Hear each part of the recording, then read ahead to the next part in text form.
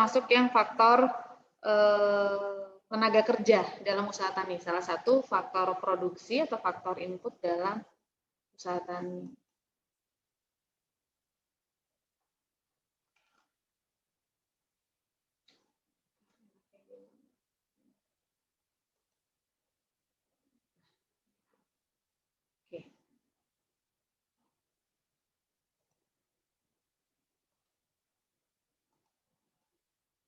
Ini jadi tenaga kerja itu merupakan daya manusia untuk melakukan serangkaian kegiatan yang diperlukan untuk berbagai macam keperluan.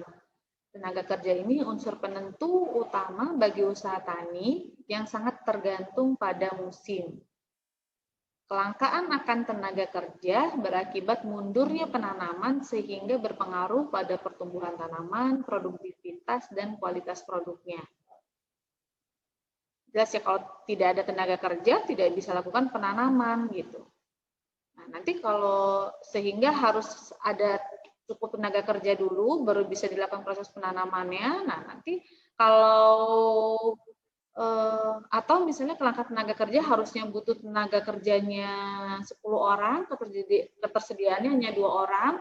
Jadi yang harusnya bisa selesai 1 minggu itu baru selesai 1 bulan misalnya proses penanamannya, sehingga nanti berpengaruh pada pertumbuhan tanaman kan. Terus iklimnya itu berubah cuacanya gitu. Nah, ini juga akan mempengaruhi produktivitas dan kualitas produk akhirnya. Jadi tenaga kerja ini merupakan faktor penting dalam usaha tani keluarga, khususnya tenaga kerja petani beserta anggota keluarganya. Karena apa? Karena tenaga kerja untuk usaha tani keluarga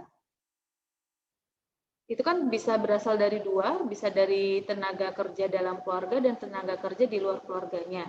Nah, kalau tenaga kerja dalam keluarga misalnya hanya tinggal berdua saja suami istri, hanya suaminya saja, nah kan akan mencari ke buruh. Buruh ini juga di wilayah-wilayah tertentu itu sangat sulit didapatkan. Karena ini kan kalau tenaga kerja di sektor pertanian, apalagi yang untuk keluarga, dia atau individu gitu, subsisten.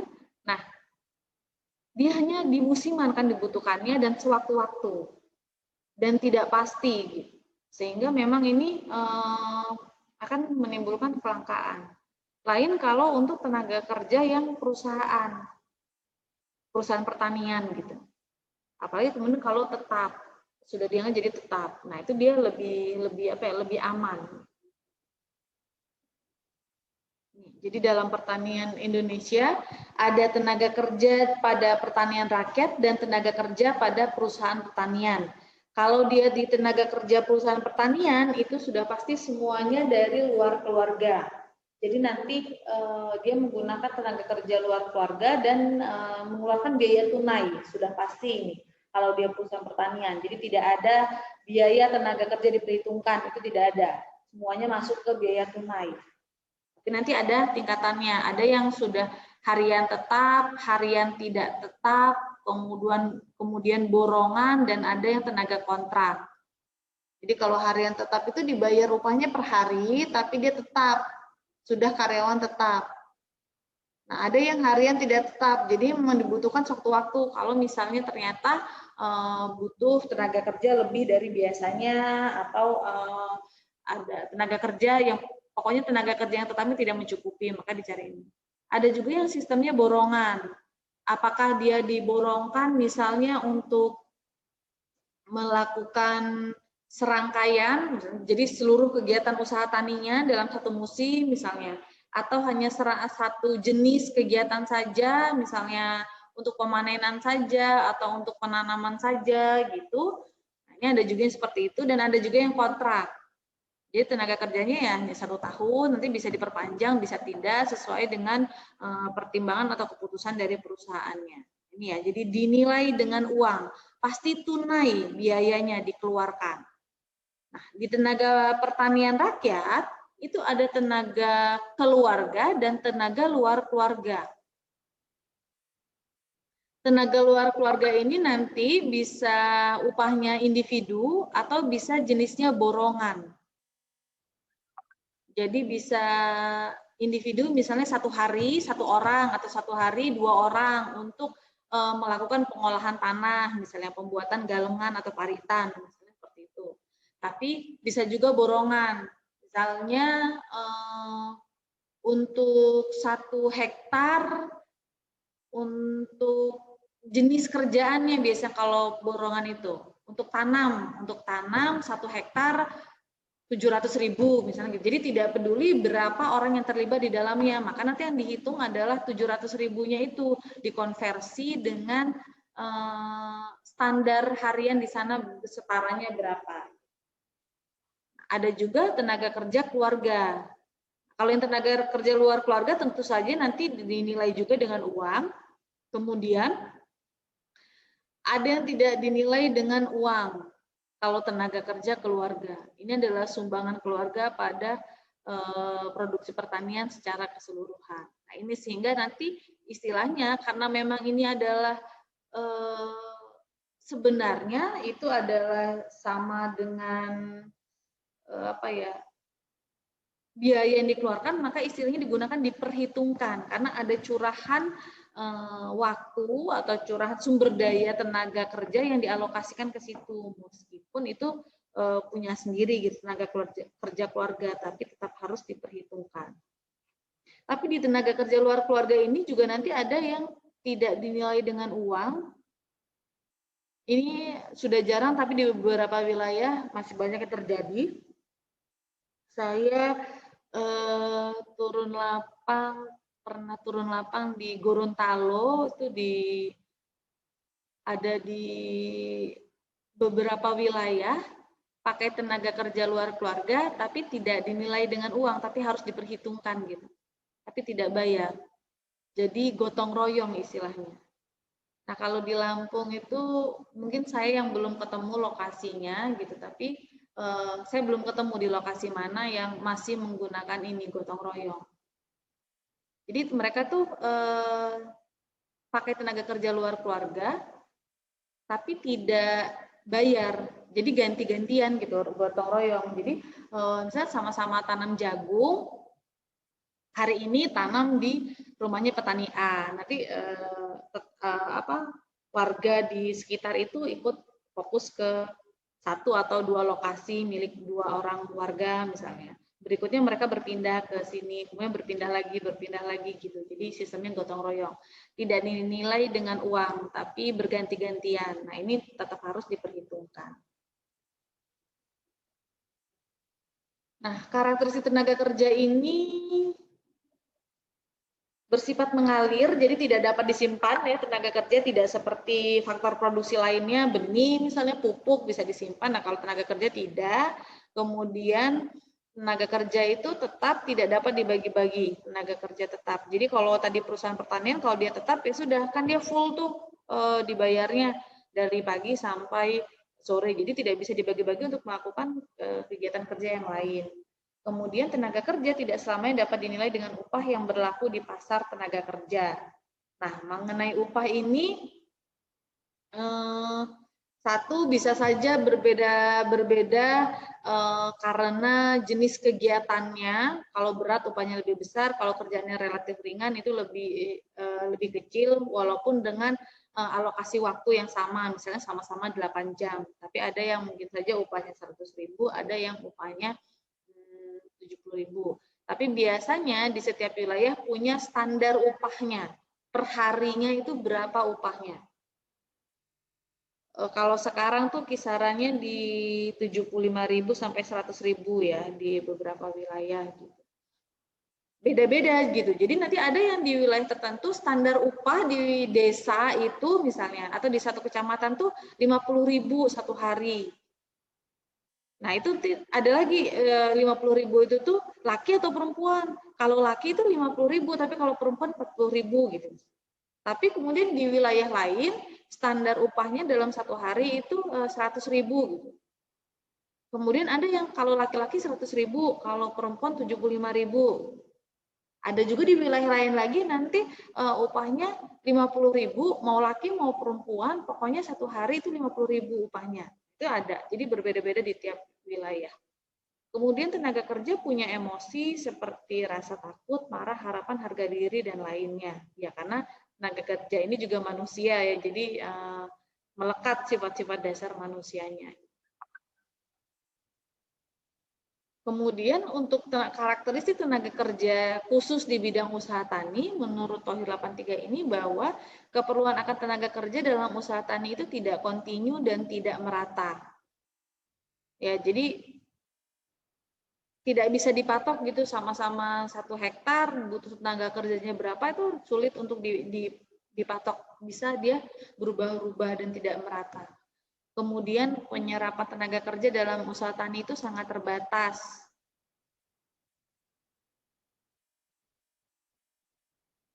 Untuk kalau misalnya dilihat dari luasan lahannya kan dibandingkan misalnya 1 hektar untuk misalnya untuk pabrik tekstil gitu atau misalnya untuk pabrik konveksi dengan 1 hektar untuk lahan kebun misalnya, sawit misalnya. Nah ini pasti akan beda. Kalau di 1 hektar konveksi itu pabriknya itu bisa menyerap misalnya sampai 200 tenaga kerja gitu dengan skala usaha dengan kemampuan pabriknya. Kalau 1 hektar sawit itu paling hanya dalam 1 tahun tuh hanya 10 tenaga kerja yang digunakan gitu. Jadi memang penyerapannya itu terbatas. Kemudian tidak mudah distandarkan atau dirasionalkan dan dispesialisasikan gitu. Kalau di industri kan enak ya ada spesialisasinya gitu. Oh ini khusus bagian accounting, kemudian ini bagian produksi, ini bagian pengawasan, kemudian bagian controlling dan quality gitu. Nah itu beda-beda. Kalau di pertanian kan tidak bisa gitu. Ya semua tuh harus dikerjakan oleh petani, oleh tenaga kerjanya.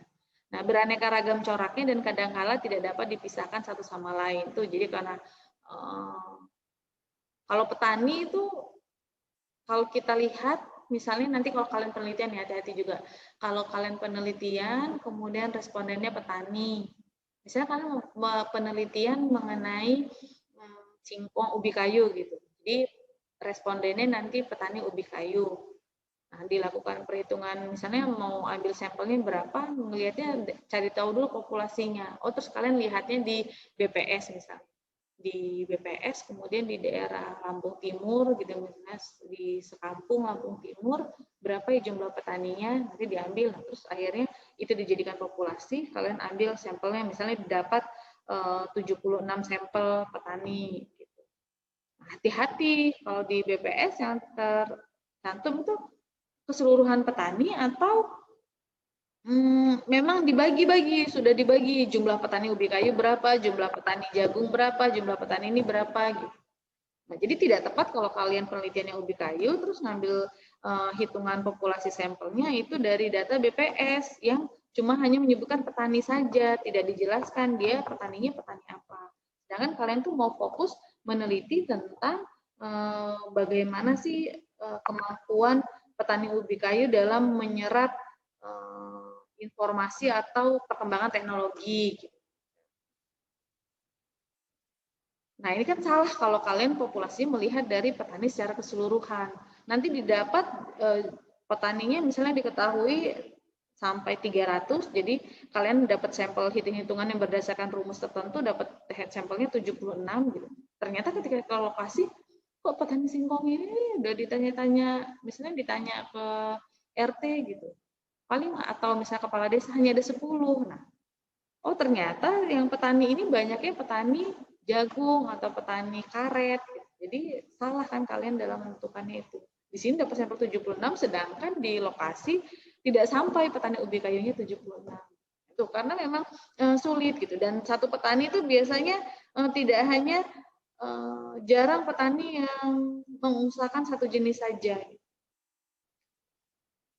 Pasti dia tuh kemudian ada petani yang emang tanam padi juga iya, tanam cabai juga iya, terus tanam jagung juga iya, punya sawit juga iya gitu. Jadi agak-agak sulit.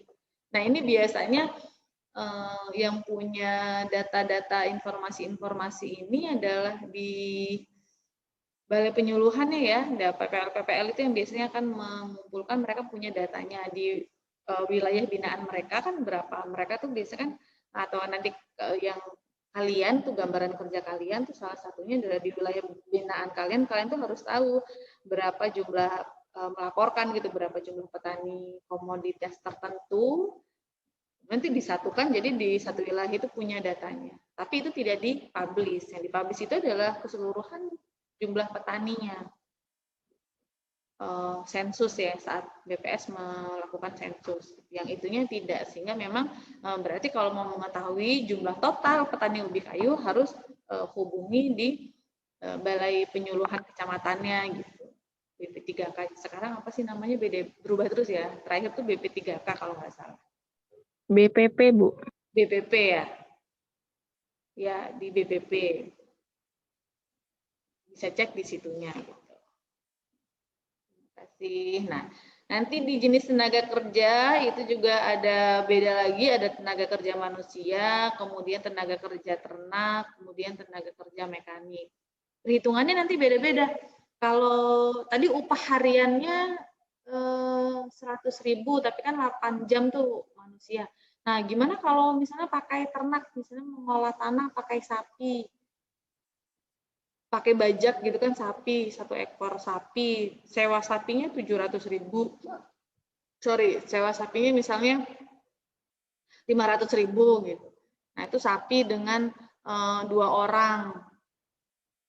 Bagaimana nanti menghitungkannya, mengkonversinya ke dalam kalau mau disetarakan dengan tenaga kerja manusia. Sampai ke penggunaan mekanik, misalnya ada traktor. Nah, traktor ini kalau pakai traktor 700.000, tapi setengah hari selesai mau bajak, mau ngolah tanah. Kalau pakai sapi itu 2 hari selesai, 300.000 bayarnya. Nah, kalau tenaga kerja manusia itu 1 bulan atau 15 hari selesainya. Itu bagaimana perhitungannya, nanti kita akan lihat contohnya. Jadi ini kalau tenaga kerja manusia nanti dibedakan lagi. Jadi tenaga kerja tadi bedakan, ada tenaga kerja manusia, ada tenaga kerja ternak, ada tenaga kerja mekanik. Nah, di tenaga kerja manusia dibedakan lagi, ada tenaga kerja pria, wanita, dan anak-anak. Nah, ini berbeda-beda di tiap-tiap wilayah. Ada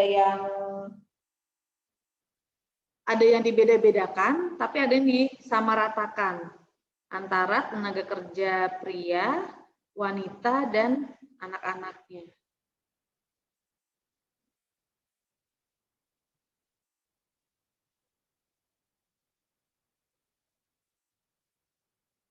Jadi kemudian tenaga kerja manusia ini dipengaruhi oleh apa? Itu jadi dipengaruhi oleh umur, kemudian keterampilan, pengalamannya, ada tingkat kecakapannya, kemudian kesehatan juga ya mempengaruhi, sampai ke faktor alamnya, iklim dan kondisi lahan. Ini jadi akan mempengaruhi penggunaan tenaga kerja untuk kegiatan usaha taninya.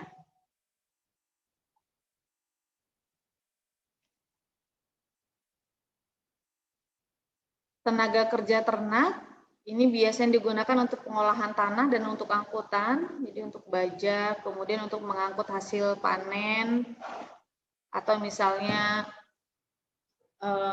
mengangkut pupuk, ya mengangkut apa saja gitu yang dibutuhkan faktor-faktor produksi untuk usaha taninya. Walaupun sudah banyak tergantikan ya, kalau untuk pengolahan tanah itu sudah sangat jarang sekarang petani yang melakukan pengolahan tanah, misalnya membajak sawahnya menggunakan ternak, tapi masih ada. Kemudian tenaga kerja mekanik untuk pengolahan tanah, pemupukan, pengendalian hama penyakit, penanaman, serta panen. Jadi sudah banyak penggunaan mesin-mesinnya, berkembang tadi saya ceritakan ya, jadi mulai dari traktor-traktor sederhana sampai kemudian traktor robotik tanpa awak gitu. Panennya juga dari yang menggunakan mesin-mesin sederhana sampai sekarang pakai mesin combine ya, dengan cepat selesai gitu melakukan pemanenan, kemudian penanaman gitu. Kemudian untuk pemupukan, pengendalian hama, dari yang pakai tangki semprot, dari yang disebar manual tangki semprot, nah sekarang sudah pakai drone gitu. Kemudian tenaga mekanik yang substitusi pengganti tenaga ternak atau manusia. Nah ini yang tadi untuk penanaman atau untuk pemanenan gitu yang sudah banyak total. Jadi biasanya mungkin kalau kalian yang tinggal di pedesaan tuh dulu, kalau yang mungkin waktu kalian kecil masih mengalami, jadi kalau panen itu biasanya borongan. Banyak yang digunakan tenaganya wanita tani. Dalam satu luasan tertentu biasanya kumpulan gitu, sekali borongan itu tuh ada 10 sampai ke 15 tenaga kerja dalam melakukan pemanenan. Nah, tapi sekarang itu di beberapa wilayah sudah tidak lagi seperti itu, jadi pemanenan tuh hanya 2 orang saja untuk menggerakkan mesinnya, termasuk tanam. Jadi kalau di sawah itu yang biasa pakai tenaga kerja wanita dan sifatnya borongan penanaman dengan pemanenan ya. Itu pakai tenaga misalnya 10 sampai 15 tenaga kerja gitu. Sekarang dengan adanya teknologi itu hanya pakai 1 atau 2 saja. Jadi sudah ada substitusi, tergantikan tenaga kerja manusianya dengan tenaga mekaniknya. Nah ini sebenarnya saya juga tertarik gitu. Jadi bagaimana nasib para wanita tani gitu, yang dahulunya menjadi buruh tani saat tanam dan panen, sekarang tidak lagi. Sedangkan wanita juga berperan dalam memenuhi kebutuhan pangan dan kebutuhan rumah tangganya. Belum temu penelitian yang melakukan itu. Jadi alokasi dari mantan buruh tani wanita pada kegiatan penanaman dan pemanenan di lokasi sawah gitu misalnya, itu belum ketemu. Tapi beberapa dapat informasi misalnya melakukan kegiatan lain yang bisa dilakukan, misalnya akhirnya menjadi pedagang gitu, jadi ambil bagian dalam lembaga pemasarannya gitu, jadi salah satu lembaga untuk menyalurkan produk hasil pertanian sampai ke konsumen. Nah ini sumber tenaga kerja tadi sudah kita bahas di awal, jadi ada tenaga kerja dalam keluarga, tenaga kerja luar keluarga, tenaga kerja upahan, ini biasanya harian ya, kemudian ada tenaga kerja gotong royong, tadi sudah saya ilustrasikan, kemudian ada juga arisan tenaga kerja. Jadi arisan tenaga kerja ini sama dengan kalau ibu-ibu arisan daging untuk lebaran, kira-kira seperti itu. Jadi digunakannya ya saat dibutuhkan, saat musim tanamnya. Nah, tenaga kerja keluarga dan luar keluarga, untuk yang keluarga biasanya terdiri dari petani beserta anggota keluarganya. Kalau ada anak-anaknya yang biasanya diajak untuk ikut membantu di sawahnya, atau ada istrinya juga yang ikut membantu. Kemudian peran anggota keluarga yang lain adalah sebagai tenaga kerja di samping juga tenaga luar yang diupah. Ada bapak, ada anak, nah dia ada tenaga kerja di keluarganya karena punya lahan sawah 1 hektar misalnya. Tapi bisa juga bapak dan anak ini adalah tenaga kerja luar keluarga karena di sela-sela mengelola sawahnya dia juga menjadi buruh tani sehingga diupah juga. Banyak atau sedikitnya tenaga kerja yang dibutuhkan dalam usaha tani ini berbeda-beda tergantung jenis tanaman yang diusahakan. Banyak sedikitnya tenaga luar tergantung pada dana yang tersedia untuk membiayai tenaga luar. Kalau yang modalnya cukup, biasanya dia nanti akan tidak terjun langsung. Jadi benar-benar hanya memakai buruh tani untuk melakukan kegiatan usaha taninya. Jadi dibayar semuanya pakai tenaga kerja luar keluarga. Ini kalau yang punya modal secara cukup. Kemudian banyak sedikitnya juga beda-beda. Satu tergantung jenis tanamnya, kemudian tergantung cuaca, iklim juga mempengaruhi gitu. Jadi banyak tidaknya sama penyakit. Jadi butuh berapa tenaga kerjanya ini. Jadi tenaga kerja di dalam usaha tani itu tidak bisa dipastikan. Jadi sangat tidak tetap, kemudian tidak kontinu. Ini karakteristiknya. Kemudian faktor yang mempengaruhi kegiatan kerja tenaga luar itu sistem upah. Tadi jadi ada upah borong, upah waktu, dan upah premi. Kalau upah waktu, ini tergantung dari prestasi seorang tenaga kerja. Atau biasanya juga tergantung jenis kegiatannya ya, misalnya seperti upah borong atau upah waktu dan premi gitu, tergantung dari jenis tenaga kerjanya, jenis kerjaannya. Jadi dibayar untuk melakukan kegiatan yang mana dalam usaha tani. Kemudian upah borongan itu upah yang diberikan sesuai dengan perjanjian antara pemberi kerja dengan pekerja tanpa memperhatikan lamanya waktu. Misalnya untuk borong olah tanah, pokoknya untuk mengolah tanah ini 500.000 gitu, tanpa ada ketentuan waktunya. Upah waktu adalah upah yang diberikan berdasarkan lamanya waktu kerja. Ukurannya HOK. HOK itu hari orang kerja.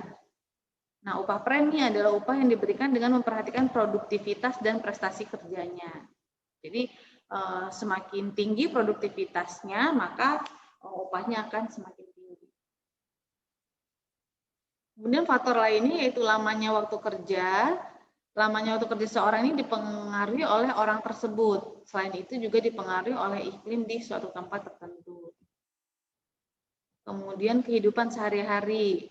Jadi kehidupan sehari-hari tenaga kerja dapat dilihat pada keadaan makanan, menu atau gizi, perumahan, kesehatan, serta keadaan lingkungannya. Jika keadaannya jelek dan tidak memenuhi syarat makan, akan berpengaruh negatif terhadap kinerjanya. Jadi kalau makannya sedikit, kinerjanya jadi tidak bagus ya. Jadi karena tenaganya kecil juga yang digunakan. Kemudian kecakapan seseorang juga menentukan kinerjanya. Umur juga akan menentukan secara fisik prestasi kerja dari tenaga kerja tersebut.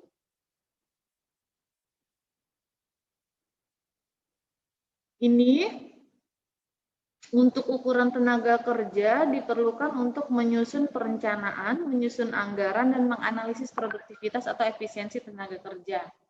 Biasanya dinyatakan dalam satuan waktu menurut jenis tenaga kerja yang diukur. Misalnya HKP atau HKW. HKP dan HKW ini apa kepanjangannya? Ada yang sudah tahu?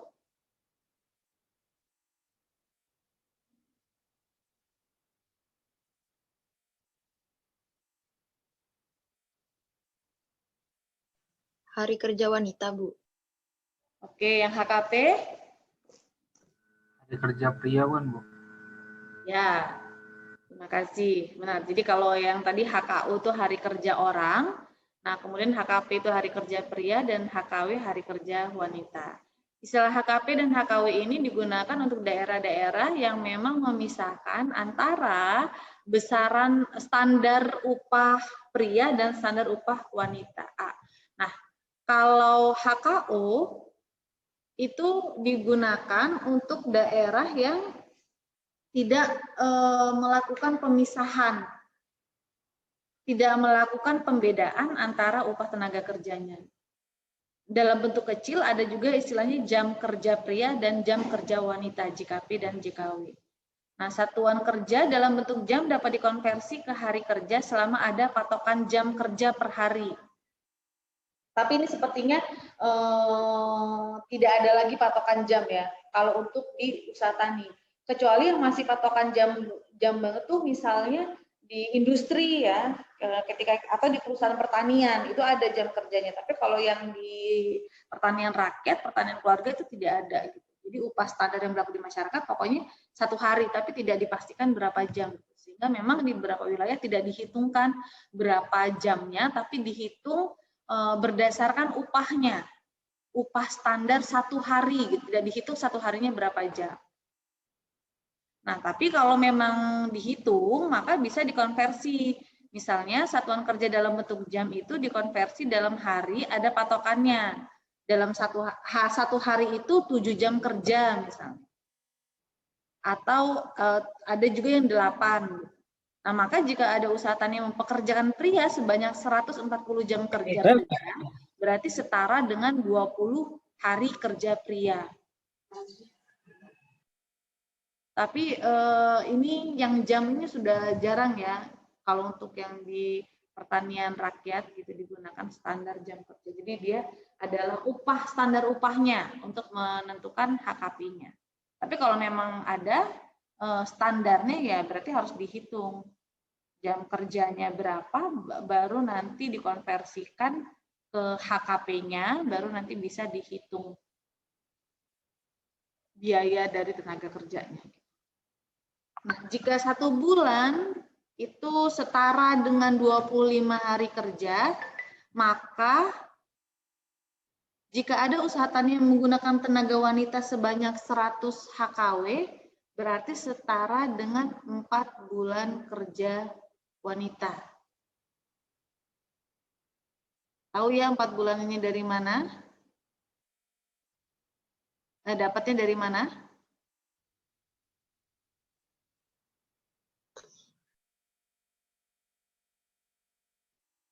Ada yang Mbak bisa bantu jelaskan lagi?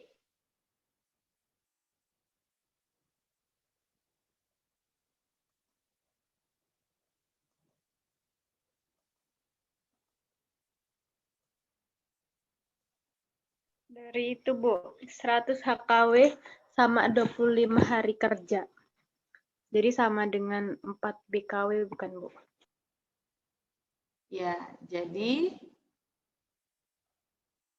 dalam usaha tani total itu hari kerja, ada 100 hari kerja wanita, alokasi yang diberikan untuk melakukan suatu kegiatan usaha tani. Nah, dalam 1 bulan itu setaranya 25 hari kerja. Maka berarti bisa dihitung bahwa usaha tani tersebut menghabiskan tenaga kerja setara dengan 4 BKW, 4 bulan kerja wanita. 1 bulan 25, jadi bagi saja 100 hari dibagi 25 hari dalam standar 1 bulan, berarti 4 bulan. Nah, satuan kerja lain yang mengacu kepada hitungan tahun. Jadi dikenal ada satuan setara kerja dengan 1 tahun. Person Year Equivalent atau PYE. Jadi misalkan ada usaha tani mempekerjakan tenaga kerja 372 HKP. Dan 1 bulan tadi setaranya 25 HKP. Maka 37,2 HKP ini setara dengan berapa? Jadi dibagi lagi 372 ini dibagi dengan 25. Nah, dalam 1 tahun ada 12 bulan. Jadi hari yang ini total hari dibagi dengan standar per bulan. Nah, dalam bulan ada 12 dalam setahun sehingga didapat 1,24 PY. PY ini tadi person year equivalent-nya. Besaran tersebut menyatakan bahwa usaha tani tersebut telah melakukan tenaga kerja setara dengan 124 orang yang bekerja secara penuh sepanjang tahun. Jadi jumlah bulan kerja dibagi dengan 12 bulan. Ini tadi kalau hitung BKW-nya, totalnya dibagi dengan standar per bulan, dapat BKW. BKW-nya nanti dibagi dengan 12, nanti dapat berarti person year equivalent-nya berapa. Ini untuk mengetahui aja berarti, oh berarti untuk melakukan dalam usaha tani padi itu bisa menyerap berapa tenaga kerja gitu. Berapa alokasi waktunya yang terserap di dalam kegiatan usaha tani padi itu berapa lama, itu bisa terlihat dengan perhitungan ini. Kemudian potensi tenaga kerja petani adalah jumlah tenaga kerja potensial yang tersedia pada satu keluarga petani. Menurut Rukasa, untuk mengetahui potensi tenaga kerja keluarga harus dilipatkan atau dikalikan pencurahannya dalam 1 tahun. Seorang pria akan bekerja 300 hari kerja dalam setahun dan wanita 226 hari kerja, sedangkan anak 140 hari kerja, curahan dalam 1 tahun. Ini menurut Rukasa 1974. Sedangkan FAO itu menggunakan 250 hari kerja per tahunnya.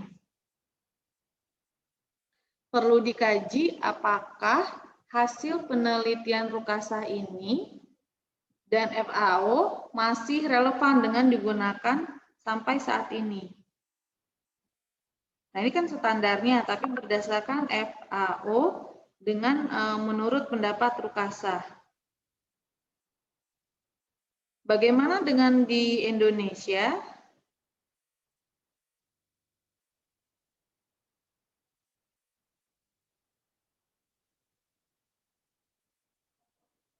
Kalau di Indonesia ini, kalau kita lihat di ini, tidak disebutkan ya, ada di Undang-Undang Ketenagakerjaan tuh nomor 13 tahun 2013 itu tidak disebutkan secara tersurat gitu bahwa perharinya berapa, tapi kalau dihitung-hitung dalam 1 tahun itu 280 jam.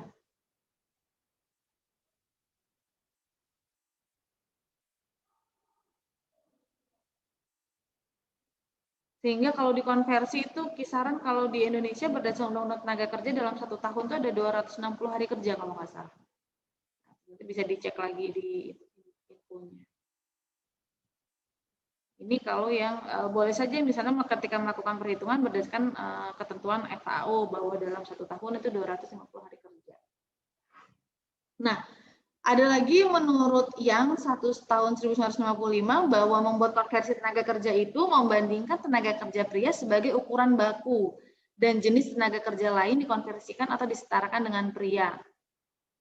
Jadi langsung ini, kalau satu pria itu 1 hari kerja pria, kalau satu wanita itu dianggap 0,7 hari kerja pria, karena kan tenaganya itu berbeda dianggapnya antara pria dan wanita. Nah, kemudian satu ternak itu dihitung 2 hari, karena 1 hari ternak itu tuh lebih bisa menyelesaikan pekerjaan banyak dibandingkan pria manusia ya, kekuatannya lebih kuat ternak. Kemudian 1 anak dianggap disetarakan dengan 0,5 hari kerja pria. Nah, apakah penelitian yang ini masih tepat digunakan saat ini? Gitu. Ternyata sudah tidak lagi karena konversi tenaga kerja ke HKP itu lebih cocok menggunakan tingkat upah. Jadi standarnya bukan ini. Jadi bukan misalnya nanti ingat kalau kalian turun lapang kemudian melakukan analisis ini. Jadi misalnya di sana untuk tanam misalnya untuk kegiatan tanam itu pakai tenaga kerja 2 pria, 2 wanita. Jadi berapa total HKP-nya? Jadi dihitungnya 2 kali 1 untuk pria jadi 2, kemudian 2 kali 0,7 untuk wanita jadi 1,4. Jadi totalnya 3,4. Nah, itu tidak seperti itu, tapi harus dilihat lagi berapa upahnya di situ. Jadi nanti dikonversinya berdasarkan upah, bukan berdasarkan pengalian ini. Nah, ini ada beberapa kekeliruan yang masih sering terjadi. Jadi diingatkan bahwa konversi adalah berdasarkan upah, bukan berdasarkan jenis tenaga kerjanya ini, atau di beberapa wilayah berdasarkan jam kerja, jadi berdasarkan upahnya. Ilustrasinya gini contohnya, jadi konversi tenaga kerja dilakukan ke HKP atau hari kerja pria, yaitu jumlah kerja yang dicurahkan tenaga kerja pria. Konversinya misal, mungkin kalau sekarang ditambahin 0,1 ya untuk contohnya gitu. Tapi ini gampangnya misalnya nih upah wanita 60.000. Jadi upah pria 10.000. Nah, bagaimana setaranya HKP-nya? Jadi 1 HKW itu adalah 6.000 dibagi 10.000 HKP. Jadi 0,6 HKP. Jadi berarti kan tidak tepat di sini nih rumusnya gitu. Kalau yang standar yang berlaku di lokasi tersebut upahnya begini gitu. Sehingga 1 HKW itu sama dengan 0,6 HKP, bukan 0,7 HKP. Jadi dia dilihat dari perbedaan upahnya. Nah, ini kalau ada beda upah. Kalau misalnya tidak sama nih, mau wanita mau pria dia 10.000.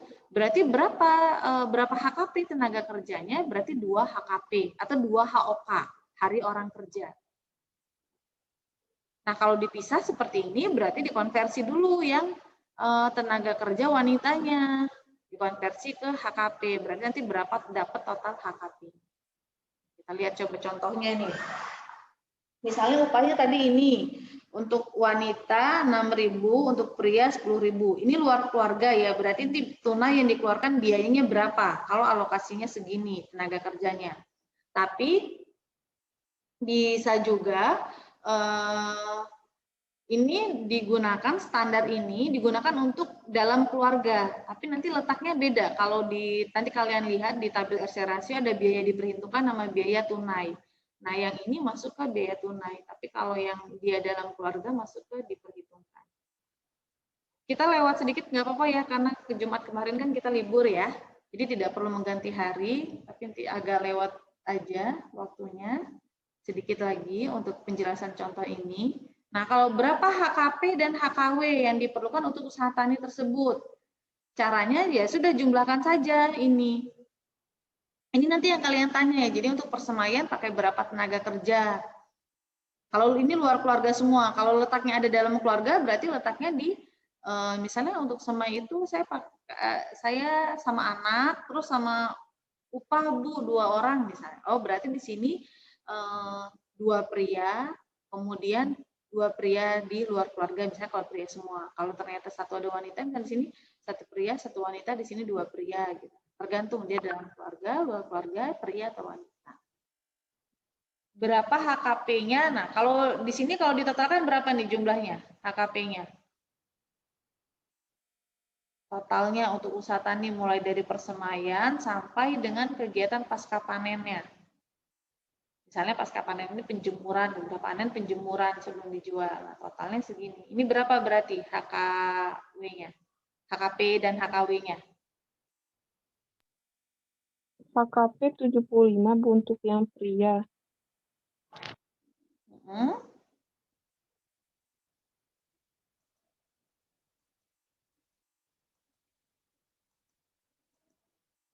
Untuk wanita?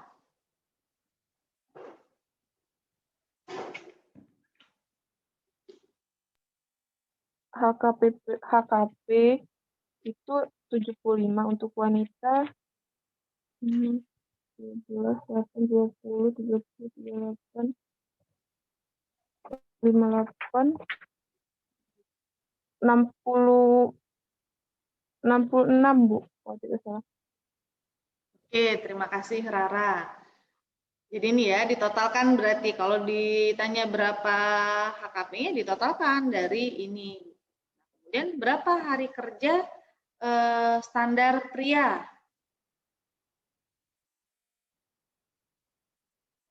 Berapa HKSP ini hari kerja setara pria? Totalnya dari dua ini, HKSP-nya berapa?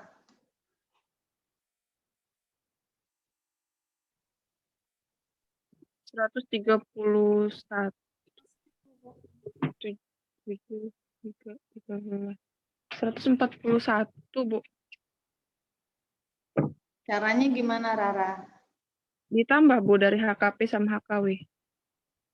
Ini upahnya nih, ada perbedaan upah nih, 10.000 sama 6.000. Ingat rumus yang ini nih tadi. Bukan ingat angka 0,6 atau 0,7-nya ya, jangan otomatis dikalikan, tapi dilihat upahnya. Nah, di sini diinformasikan upah prianya 10.000, kemudian upah wanitanya 6.000. Berarti di HKP-nya berapa? Tadi di sini di HKSP setara prianya. Kalau di sini kan tadi sudah dihitung nih, ditotalkan ya. Berarti HKP-nya 75 tadi, terus HKW-nya 66.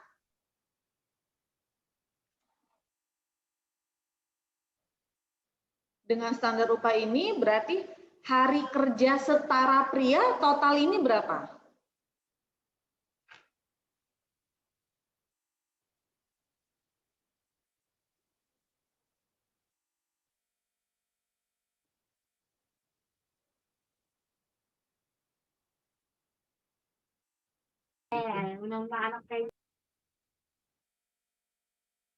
Ada yang tahu caranya?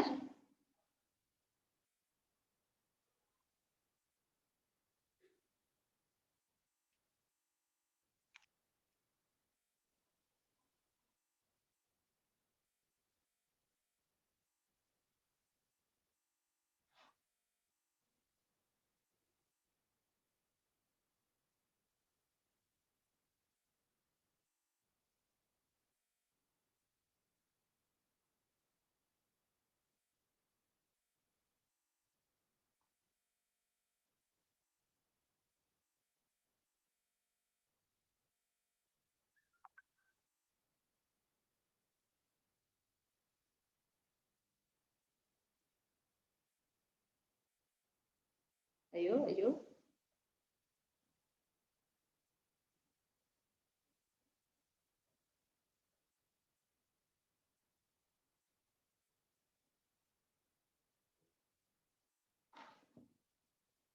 Ini kan tadi disebutkan kalau upah prianya 10.000, upah wanitanya 6.000. Nah, upah pria ini dalam 1 hari.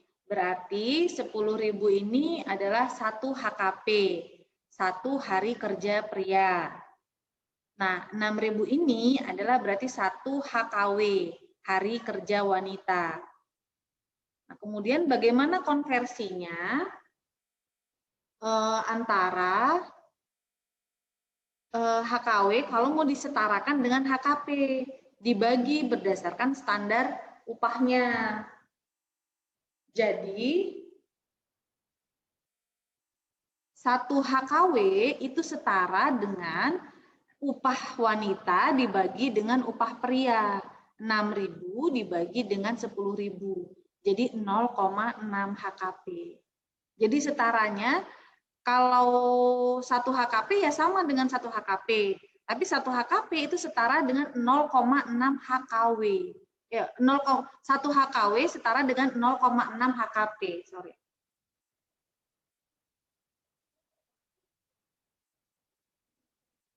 Jadi tadi untuk menghitung ini, berapa HKSP hari kerja setara prianya. Nah, kalau yang HKP ya sudah kan dia memang hari kerja pria. Nah, yang wanita ini berarti kita konversikan ke HKP gitu. 0,88, Bu. Apanya yang 0,88 tuh? Yang KSP. Itu dari 66,75. Kalau 75 kan memang sudah 75, disimpan dulu nih, sudah HKP. Nah, yang perlu kita konversikan adalah yang wanitanya, kita konversikan ke pria. Tadi 1 HKW sama dengan 0,6 HKP. Berarti kalau ada 66 HKW, 1 HKW sama dengan 0,6 HKP. Dari upah ini ya, ini saya ulang kali saya tekankan ke kalian, ini upahnya. Jadi patokannya bukan 0,6, jadi upahnya. Kalau nanti di sana, misalnya di lokasi penelitian kalian diketahui upah wanitanya standarnya 70.000, kemudian upah pria standarnya 90.000, berarti di sini 70.000 per 90.000, berapa di sininya. Jadi bisa saja berubah ya, ini bukan koefisien atau nilai tetap. Oh, jadi itu nggak mutlak ya, Bu? Ya, nggak mutlak nilainya, tergantung upahnya. Baik, Bu. Nah, ini catatan yang sangat penting. Termasuk ketika yang kita gunakan adalah HKP, termasuk ketika nanti kalau kalian, HKP atau HOK. Kalau ada perbedaan upah antara wanita dan pria, yang digunakan patokannya prianya nih. Biasanya nanti ketika ada upah ternak, nanti dibaginya upah ternak ini dibagi dengan upah pria. Sebutnya HKP. Tapi kalau di sini tidak ada pembedaan antara pria dan wanita, berarti namanya HOK. Nanti kalau mau konversi upah ternak, berarti di sini upah ternak dibagi dengan upah HOK. Pokoknya upahnya, bukan nilai mutlak.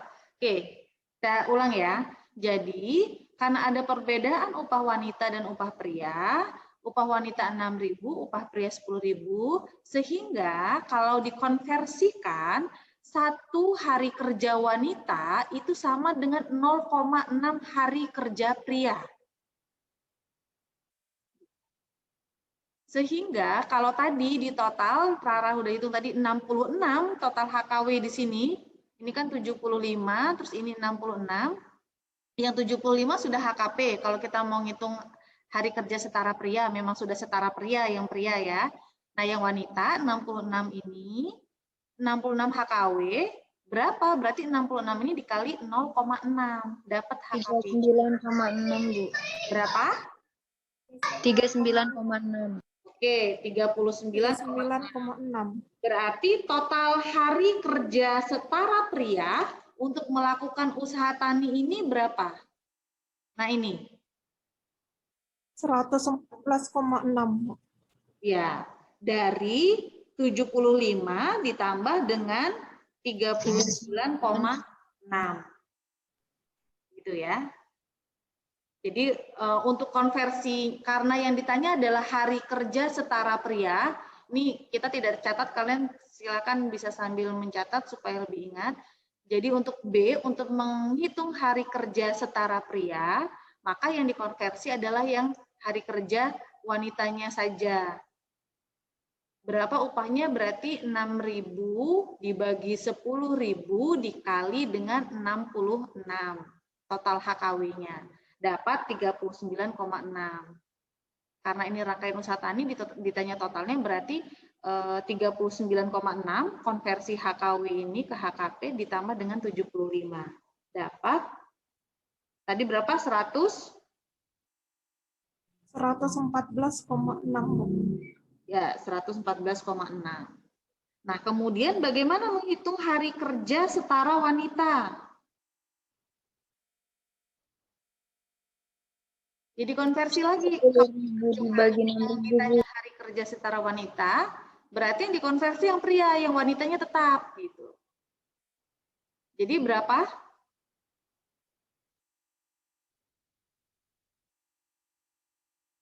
Jadi dibalik 10.000 dibagi 6.000 dikali 75. Hasilnya berapa ditambah dengan 66. Itu nanti total HKSW-nya, hari kerja setara wanitanya. 164,6, Bu. 164,6. Tadi berapa hasilnya yang 10.000 dibagi 6.000 dikali 75, berapa hasilnya? 125, Bu. Oke, 125 ditambah 66 berarti. Oh iya, Bu. Salah, Bu. Berarti jadinya 191, Bu. Tapi ini benar ya, 10.000 dibagi 6 dikali 66, 125 hasilnya. Iya. Benar, Bu. Oke, ditambahnya ditambah 66, kan kita cari hari kerja setara wanita. Jadi kalau untuk melakukan usaha tani, misalnya ini kita melakukan usaha tani padi, kalau ditanya berapa hari kerja pria yang tercurah dalam usaha tani padi, berarti sebutkan 114,6 HKP. Tapi kalau ditanyakan berapa hari kerja wanita yang tercurah dalam usaha tani padi, berarti jawabannya 191 HKSW, hari kerja setara wanita. Maaf, Bu. Kayaknya tadi 10.000 dibagi 6.000 kan? Terus dikali Ya, ke berapa sih? Saya 75. tidak lakukan hitungan. Dikali ke 75 kan ya, Bu? Iya, dikalinya 75.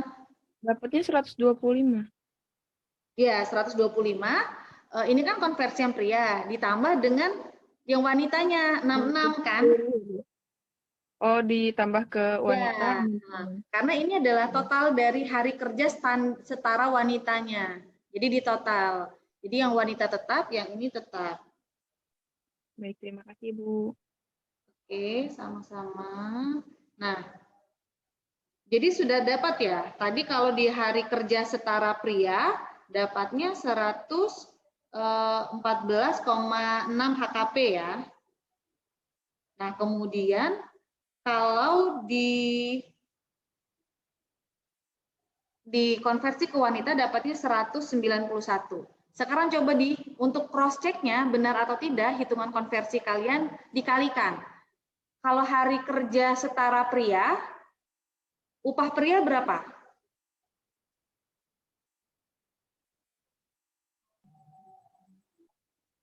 Upah pria kan 10.000. Ya. Upah pria kan 10.000 per hari. Coba dikalikan dengan tadi total hari kerja setara pria kan 114,6. Berapa hasilnya? 10.000 dikali 114,6. 1.146.000, Bu. Oke. Nah, sekarang hitung tadi hari kerja setara wanita dapat 191 ya. Upah harian wanita berapa per harinya? 6.000, Bu. Berarti coba kalikan 191 dikali 6.000. Sama Bu hasilnya 1.146.000. 1.146.000. Total upahnya untuk usaha tani ini biaya yang dikeluarkan untuk biaya tenaga kerja adalah 1.146.000. Apakah nanti mau dimunculkan dalam bentuk hari kerja pria atau dalam bentuk hari kerja wanita? Nah, itu pasti upahnya harus sama. Nanti itu adalah untuk poinnya, untuk melihat apakah hitungan B dan C kalian itu benar. Hitungan A, B, dan C itu benar adalah ketika di D. Seharusnya, apakah kalian menggunakan hari kerja setara pria ataupun hari kerja setara wanita, itu jumlah biayanya sama. Gitu untuk cross check-nya.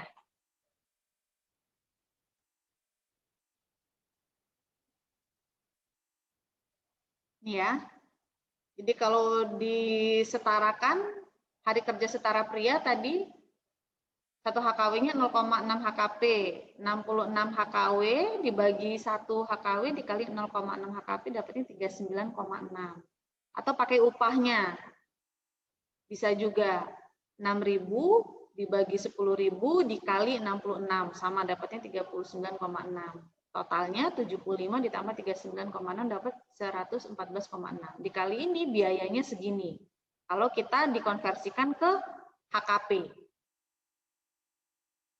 Kalau dikonversikan ke HKW, oh enggak ada hitungan, tapi kalian tadi sudah hitung ya. Kalau kalau dikonversikan ke HKW sama hasilnya 1.146.000 juga. Nanti bisa dicermati lagi bahannya. Kemudian kita ada berapa slide lagi? Nah, ini kebutuhan dan distribusi tenaga kerja. Jadi diketahui dengan menghitung setiap kegiatan masing-masing di usaha tani. Nah, ini misalnya pengolahan tanahnya berapa tahap pengolahan tanah. Kemudian pemupukannya bisa sekali, bisa 2 kali. Penyiangannya bisa sekali 2 kali, terus panen nih yang berkali-kali saya bilang kalau misalnya padi dia 1 kali pasti, tapi kalau panennya cabai rawit itu bisa 7 kali mungkin gitu. Nanti kan biasanya di sini ditulis berapa tenaga kerjanya. Ini contoh tabelnya. Kemudian ini ada contoh latihan soal lagi, nanti kalian bisa cermati, nanti kalau kalau kesulitan bisa ditanyakan di minggu depan. Kalau intensitas tenaga kerja adalah banyaknya tenaga kerja yang diperlukan untuk mengusahakan satu jenis komoditas per satuan lahan. Jadi yang mempengaruhi intensitas tenaga kerjanya tingkat teknologi. Tentu ya, kalau pakai alat berarti intensitasnya tidak terlalu sering karena sudah cepat selesainya dibantu alat. Kemudian berdasarkan tujuan dan sifat usaha taninya. Kalau dia memang prioritasnya tujuan utamanya ke keuntungan, ke pendapatan yang maksimal, produktivitas yang sangat tinggi, maka dia pasti akan intens gitu. Tapi kalau dia hanya subsisten, tidak ada ini, biasanya tidak terlalu difokuskan pada target keuntungan, maka dia akan lebih santai. Berdasarkan topografi dan tanahnya juga tadi, kalau subur ya berarti tidak perlu pengolahan yang terlalu ini, tapi kalau tanahnya misalnya terlalu asam, itu juga harus membutuhkan pengolahan lebih. Gitu. Sampai ke jenis komoditas yang diusahakan. Jadi ada yang bisa dilepas saja, misalnya kalau perkebunan tahunan itu pemeliharaannya tidak begitu sulit. Tapi kalau seperti sawah kan tiap hari harus dilihat, dilakukan pemeliharaan. Nah, efisiennya, satuan kerja ini diperlukan untuk mengukur efisiensi jumlah pekerjaan produktif. Kita akan lihat, kalau kalian sedang menghitung tadi, kita akan lihat berapa alokasi tenaga kerja dalam satu kegiatan usaha tani. Standarnya berapa sih gitu. Jadi berapa yang terserap. Nah, bisa lihat efisien atau tidak gitu. Kemudian efisiensi suatu upaya itu untuk mencapai tujuannya dengan memanfaatkan segala sumber-sumber yang dimiliki. Jadi memanfaatkan sumber seminimal mungkin untuk mendapatkan produksi yang semaksimal mungkin. Salah satu cara untuk mengukurnya lihat dari produktivitas tenaga kerjanya. Produktivitas tenaga kerja ini adalah kemampuan tenaga kerja untuk menghasilkan suatu output atau hasil kerja per satuan kerja. Kalau berdasarkan International Labour Organization, jadi produktivitas itu perbandingan antara apa yang dihasilkan dengan apa yang dimasukkan inputnya. Jadi perbandingan antara output dengan input.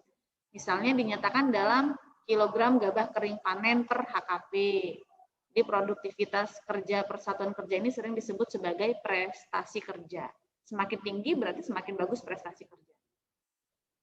Nah, ini untuk contoh perhitungan efisiensi tenaga kerjanya. Produktivitasnya berarti produksinya, outputnya dibagi dengan input. Berapa produksi yang dihasilkan, berapa input tenaga kerja yang digunakan.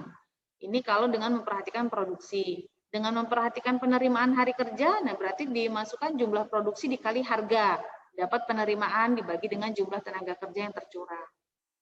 Nah, kemudian untuk memperhatikan luas lahan, efisiensinya berarti dari luas lahan dibagi dengan jumlah tenaga kerja yang dicurahkan. Jadi lihat untuk produktivitas tenaga kerjanya bisa dilihat dari 3 ini efisiensinya. Bisa dilihat dari produksinya, bisa dilihat dari penerimaannya, bisa dilihat dari luas lahannya. Semakin efisien, semakin produktif, berarti semakin bagus prestasi kerjanya. Nah, ini ada contoh latihan soalnya. Ini silakan dicermati, ada tadi ya, ada yang ini, satu, kemudian 2 yang ini. Ada 3 latihan soal di bahan ini, yang satu tadi sudah kita bahas bersama-sama untuk mengkonversi HKP dan HKW-nya. Nah, yang kedua, ketiga silakan kalian